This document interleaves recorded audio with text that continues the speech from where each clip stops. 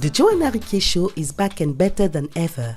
This season, we bring you sit-down interviews shot in Senegal, Dakar, as we continue to discuss diversity in the gaming industry, social impact, and so much more. In this season, I will be joined by many leading characters in African game development, such as Amani Studios, and we will be spotlighting the country of Senegal, such as Goree Island. We will unpack the African focus when it comes to the gaming world and export what's hot in gaming industry news and a brand new segment called Story Report, where we will be taking a closer look into controversial subjects and highlight unspoken events in the gaming industry. In our effort to emphasize inclusivity in the gaming industry, we have an interview with Jingle Gaming founder Marie-Pierre Thiam to speak on the complexities of being a woman leading in gaming. We also have exciting games review lined up with We Are Gamers-AFRIKA and so much more. The wait is finally over. We are back and we pack with exciting, informative, entertaining and socially impacting topics all about gaming in Africa. Make sure you are subscribed and have your post notification bells on so you never miss an episode. From me, Johana Riquier, aka Jojo, without wasting any time, let's get right into it.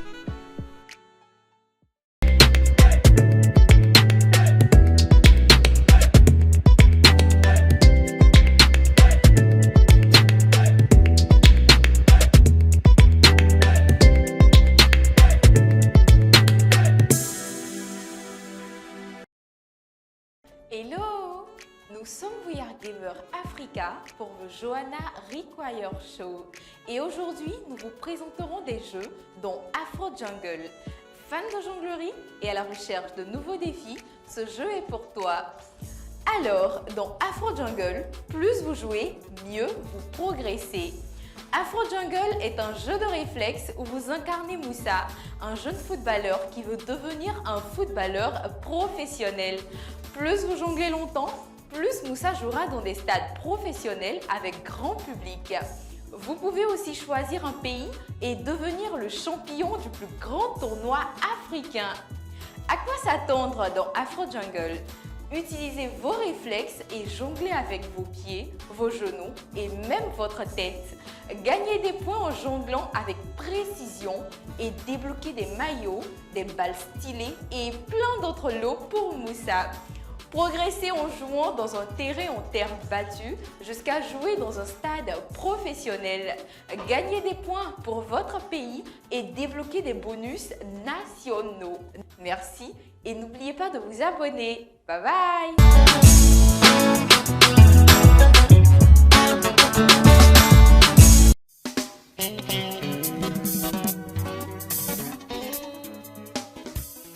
Senegal is a former French colony which celebrated its 62nd independence anniversary on April 4, 2022. On the coast of Dakar, capital of Senegal, is an island named Goree. Goree Island was actually the site of one of the earliest European settlements in West Africa. Not only that, the island is the remembrance of the Traite des Nègres, which was the latest passage for the African slave trade. La Maison des Esclaves and its door of no return is today a museum and memorial to the Atlantic slave trade on Goree Island, 3 kilometers off the coast of the city of Dakar, Senegal.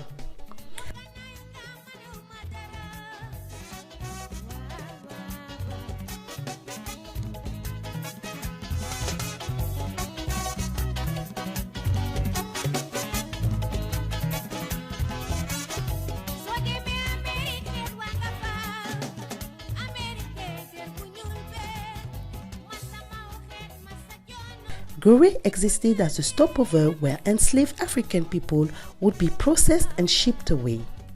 It was a market where middlemen from mainland West Africa and the then traders would visit and purchase enslaved people before leading them through what is now called the door of no return, filling small boats before returning to their main vessel stationed just off the island.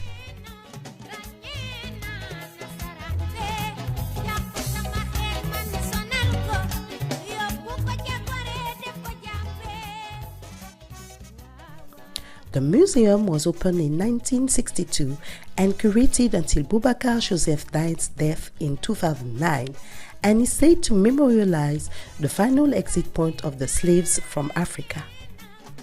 Boubacar Joseph Dine was the first curator of the House of Slaves, where he gave a global significance through his performances as witness to the slave trade. Le traite des Noirs a duré 3 siècles, de 1536 à 1848, heureusement, aboli par la France. On parle presque jamais de cette traite des Noirs. Eh bien, en tant que conservateur de ce lieu, madame, monsieur, j'en parlerai toute ma vie. Car il faudrait que ce lieu demeure pour les générations futures, afin que l'histoire ne se répète pas. Merci d'être venu.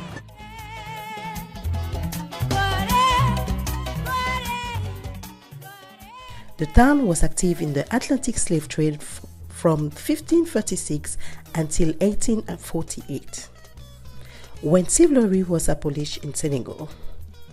Historians debate whether Goree was a major entry port for the trade or simply one of the many centers from which Africans were taken to the Americas.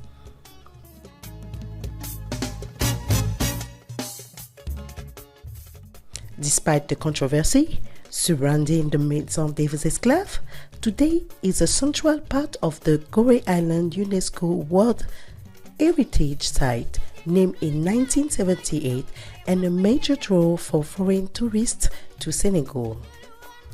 Following many other presidential officials such as Nelson Mandela and Bill Clinton, in June 2013, former USA President Barack Obama toured the museum and shared sentiments of appreciation and a new intimate understanding of the inhumanity of slave trade.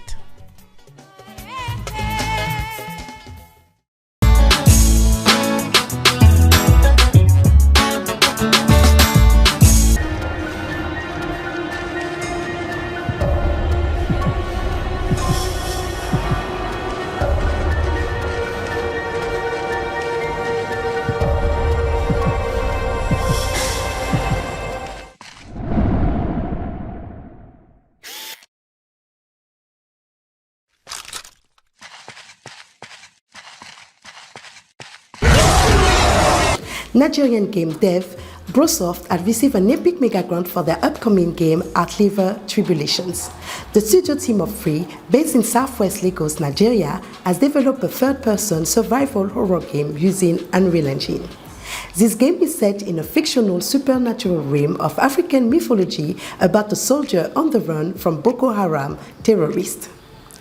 The game is advanced with several characters to engage with, includes night goggle vision, features teleportation, as well as a vast selection of weapons and gears. In a statement announcing the news, Gbrossoft founder Modafer Jiwa expresses his excitement on the success of the game by saying, "For us, the grant serves as a morale booster and validation for our project. It definitely brings in the much needed funds, which will aid in fleshing out and polishing certain features of the game alongside the addition of ray tracing support, amongst others. It also affords us the time to upgrade the project to the latest Unreal Engine 5. The game has been approved for release on Xbox One Series X. The release date is currently unknown, but for now, the demo is currently live on Steam.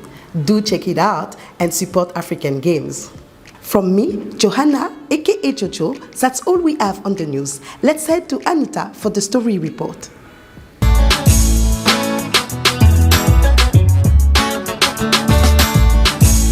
Hello everyone, and welcome to today's episode where we will be taking an inside look into the gaming industry. My name is Anita Musa, and I hope that you will enjoy this segment. So if you do, please make sure that you comment, subscribe, and of course share. Let's get right into it. In today's episode, we will be looking into situations of emotional abuse, unsolicited advice, invasion of privacy, hypocrisy, performative advocacy, and so much more. Phenomena co-founder Robin Hickey is being accused of creating a toxic working environment, and several of her former employees have since come out sharing their stories and past traumas while working at Phenomena.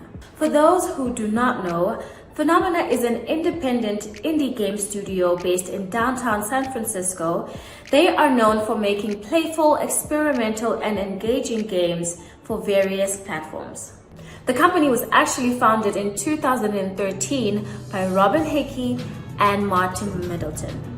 Although the company's vision is set out to be a vibrant, inclusive, and positive environment, in the past it has shown to be an emotionally draining and uncomfortable space to be in. Following a series of tweets and interviews by 8 former employees at Phenomena, they have all shared experiences about how emotionally draining it was to work at Phenomena. All employees have shared experiences where their personal lives and information was weaponized against them and used as a form to degrade, intimidate, and humiliate them, which we can all agree is extremely unprofessional. Robin Hickey is known for many successes and dominance in the game development world, one of which is being an influential advocate of diversity and inclusion in the workplace, especially gender equality. Robin Hickey held several talks about the importance of inclusion and diversity in the workplace. You can imagine how disappointing it was for her employees to experience a complete contradiction to what her policies are, which we can definitely see is a case of performative advocacy where in reality she does this, whereas to the world she says something else. Robin Hickey has since apologized on Twitter for her behavior and attributed it to being a learning curve and just a difficult time in her leadership journey. For now, that is all into the inside scoop of the game development industry. But we will be coming back more with more episodes into the segment. So let us know what your thoughts are in this particular situation or whatever comments that you have to share. Please make sure that you are subscribed to the channel. Don't forget to share, to like, and to comment down below. For now, I will see you guys next time. My name is Anita Musa, and I'll hand over back to Johana.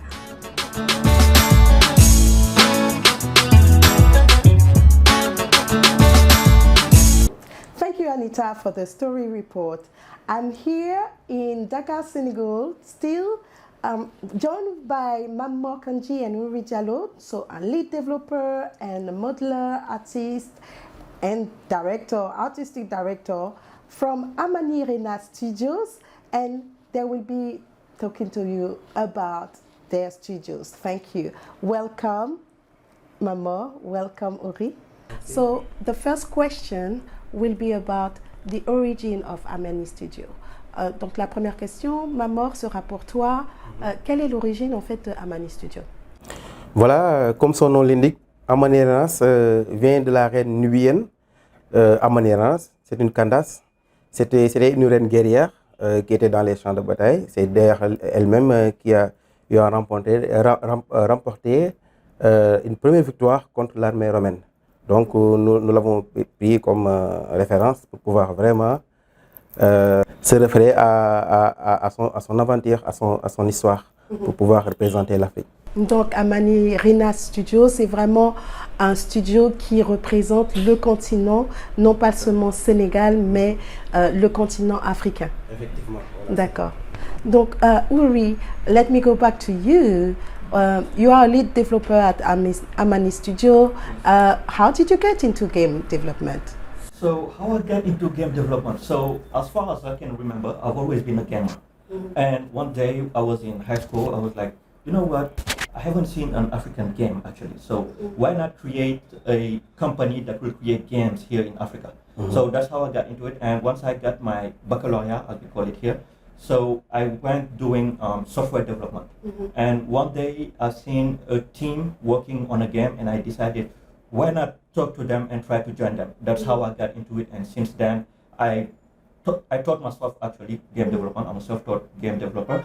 And I got into that team and now I'm here. It's been 6 years since then. And now here we are in Amani Rena Studio, trying to promote African culture through games and animations and all that. Mamor, sachant que tu es professeur d'art, modeleur et animateur 3D, peux-tu nous expliquer les valeurs et la mission derrière Amani Studio? Voilà, quand j'ai eu mon diplôme, de l'École nationale des arts. Donc, j'ai commencé à enseigner dans les collèges et lycées. Mais là, comme nous étions formés comme pour être des artistes, je me suis dit, pourquoi se limiter à simplement à ce qu'on nous enseignait. Et après avoir vu aussi le film Hulk, ça m'a donné des idées sur comment ils ont fait pour pouvoir réaliser ça, ces effets-là. Donc, après avoir fait des recherches, je me suis rendu compte que c'était de la 3D. Et maintenant, j'ai commencé à faire des recherches, acheter des cours sur Internet et me former. Et c'est à partir de ce moment-là que j'ai commencé à produire du contenu. Alors, l'idée de former le studio Amanérance, c'est avec des amis. On se rencontrait sur Facebook, sur les réseaux sociaux, pour publier nos différents contenus. Et c'est là où l'idée est venue de vraiment rendre ça formel et de créer un studio, et ce depuis 2015, pour pouvoir vraiment produire du contenu africain. Donc c'est comme son nom l'indique, un label bien de chez nous. Un label bien de chez nous. Donc c'est votre slogan. D'accord. Et 2015, ça veut dire que vous êtes le premier studio de jeux vidéo au Sénégal, si je ne me trompe pas. Voilà. Donc c'est depuis 2015, nous avons sorti depuis là des versions. D'ailleurs, même il y a une version qui est disponible sur le Play Store depuis 2018. D'ailleurs. Et à part de là, nous sommes en train de travailler sur d'autres versions. Ensuite, mais nous ne nous limitons simplement pas sur les jeux vidéo. Parce que comme moi, je suis à la base modéleur animateur et lui, c'est le développeur. Donc moi, je travaille. Donc dès que je termine ce qu'il me cherche de faire, donc je me concentre sur les contes et les légendes donc, de notre patrimoine culturel au niveau africain. Donc je commence à modéliser les personnages et à faire des animations. Et nous avons des projets là-dessus. D'accord. C'est super. Moi, je suis toute oui et je suis sûre que la communauté internationale est toute oui et elle veut voir en fait ce sur quoi vous travaillez. Alors, quel est le futur aujourd'hui de Amanérance? What's the future for Amanérance Studio? So our future, so basically what we are trying to do is promote the African culture through games, and all. Since Africa we have an oral culture, so we want that to be known throughout the world actually, which is the reason why we called it Amanérance, which is a queen, not from Senegal, even though we are a Senegalese team. And what we want for the future is in the next few years, like next 2 or 3 years, Amanérance to be known as one of the greatest African studios to create content, whether it is animation films or games or some other elements that we are working on, so that it will be known and Africa will be most known throughout the world using those elements that we create, whether it is video games or animation films to translate our culture, actually. Okay. So what do you need, Mamor? Qu'est-ce que vous avez besoin aujourd'hui?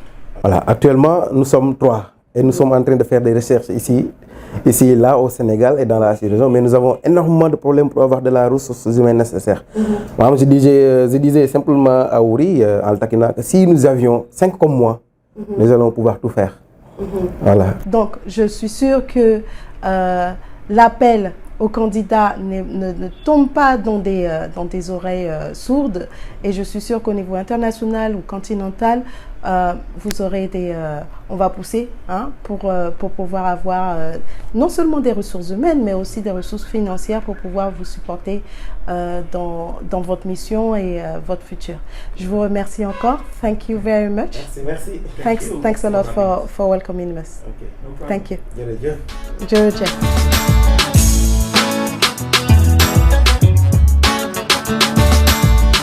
We are here at the French Institute, Dakar, Senegal, and at the monthly gathering for Linger Gaming. And I have with me Marie, who is the founder of Linger Gaming, which is an actual community for female gamers. So we're going to switch in French this time, and welcome, Marie.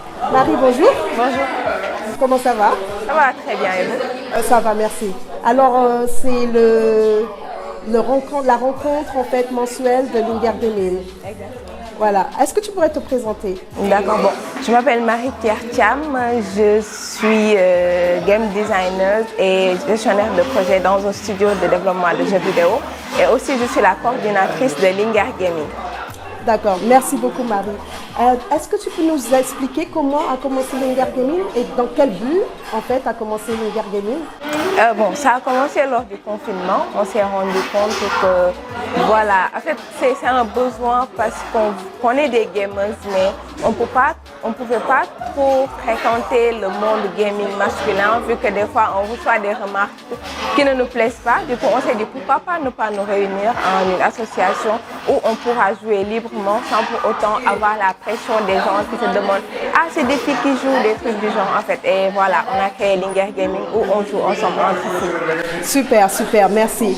Et donc, est-ce que tu peux nous dire comment ça se passe aujourd'hui et quelle est l'évolution et quelle sera l'évolution en fait de l'Inger Gaming au sein de à Dakar et au sein de l'Afrique? Alors au début, on n'était que 4 dans le groupe, mais par la suite, on a fait une rencontre avec l'aide de l'Institut français de Senegal et de Solo eSport. Ils nous ont beaucoup soutenus. On a fait une rencontre, on a lancé le formulaire en ligne et après ça, on a reçu plus de 50 filles qui se sont inscrites. On était vraiment étonnés et tout. Et par la suite, on a notre groupe WhatsApp, on est sur Discord aussi, on joue en ligne sur plusieurs jeux et chaque mois, on se regroupe pour faire une petite rencontre, que ce soit ici à l'Institut français ou bien au niveau de Solo pour jouer ensemble. C'est à peu près comme ça que ça se passe. Et chaque jour, on reçoit des filles qui sont intéressées, qui sont en dehors de Dakar, dans les régions et tout, qui veulent intégrer l'Inger Gaming parce qu'elles se disaient qu'il n'y avait pas une communauté de gamers. Mais bon, voilà, maintenant, on est là. Super, super, merci beaucoup. Et donc un dernier mot pour d'encouragement ou une invitation à d'autres jeunes femmes qui souhaiteraient rejoindre l'Inger Gaming? Bon, je dirais aux filles et aux femmes qui voudraient rejoindre l'Inger Gaming que le gaming n'est pas quelque chose en rapport avec le sexe, que ce soit masculin ou féminin, c'est quelque chose c'est une passion qu'on veut faire, ou bien si on veut travailler dans l'industrie du jeu vidéo, on peut le faire. Si on veut le faire, on peut le faire. Et si vous voulez venir rejoindre l'Inger Gaming, on a notre page sur Instagram, l'Inger Gaming. Vous pouvez envoyer un message là-bas et on sera très ravis de vous recueillir parmi nous. Merci beaucoup Marie. Et je te laisse t'amuser et vraiment profiter de cet événement aujourd'hui.